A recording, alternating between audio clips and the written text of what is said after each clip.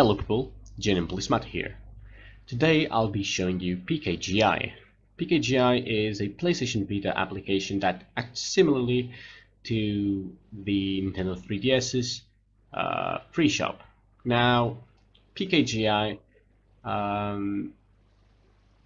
takes a list known as PKGi.txt, for it, that is its file name, and it parses it. That file list contains the game name, region, etc, etc, etc, and the URL to the PKG. Now, that URL can be anywhere, but the currently most widely available and used list takes all of those PKG files from the official Sony network. So when you install them from PKGi, because that is what it does, it is coming from the official Sony server. So this list is not complete and there are many titles missing, but it is constantly being updated, which is why I don't recommend you put the pkgi.txt file directly, but instead use the configuration file and point it to a URL of one that is constantly updated. I'll be leaving my own below. Well, it's not my own. Mine is mirroring the one found on Pastebin, which is the one that is being updated, and mine will be automatically updated. I just made it so the URL would be a bit prettier. pkgi.gs2012.xyz, just put that as the URL and it should be good to go. Now, talking about installation. All you have to do to install the application is grab the VPK file and install it. However, in order for it to work, it does need the NoNPDRM plugin, which you can install by, well, downloading it. I'm going to leave that in PKGi in the description. You just download it, put the skprx file, the plugin file, I mean, somewhere. Either UR0 or UX0 depends on where you usually put your plugins, and edit the HENkaku configuration file and make it load the plugin under kernel. Now, do keep in mind that kernel plugins will only run or load after a reboot, so just turn it off, turn it on again, and you should be good to go.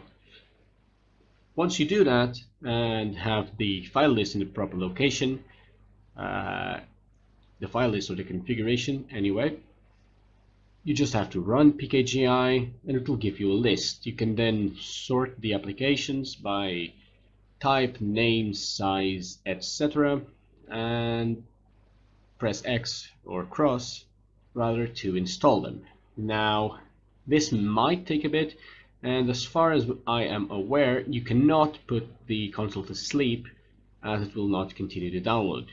You can, however, let it go to sleep on its own, I've heard, as that will not interrupt the download. So just don't press the power button while it is installing. If you do, well, it'll stop the download, I suppose. If a download fails midway, you can just continue it. At least when I tried it the first time, that's what it did. It showed a symbol next to the title I was installing. I just pressed it and it continued installing from where it left off. So that's all pretty neat. Now, the application doesn't yet support DLC or updates, but we may be expecting that to come soon.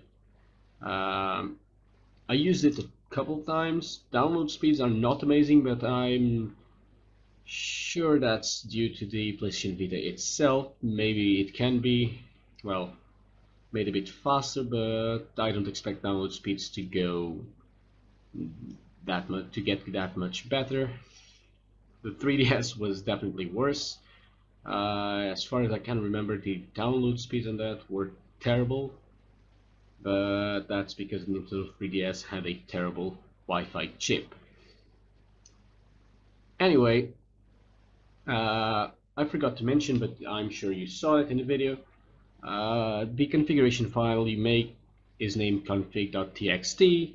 Just place that in ux0 slash PKGi, and the file itself must contain URL space and the actual URL.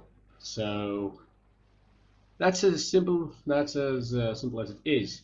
You don't need to do anything else. If you have any issues, you can contact me down below. You can email me. You can find me at gba10.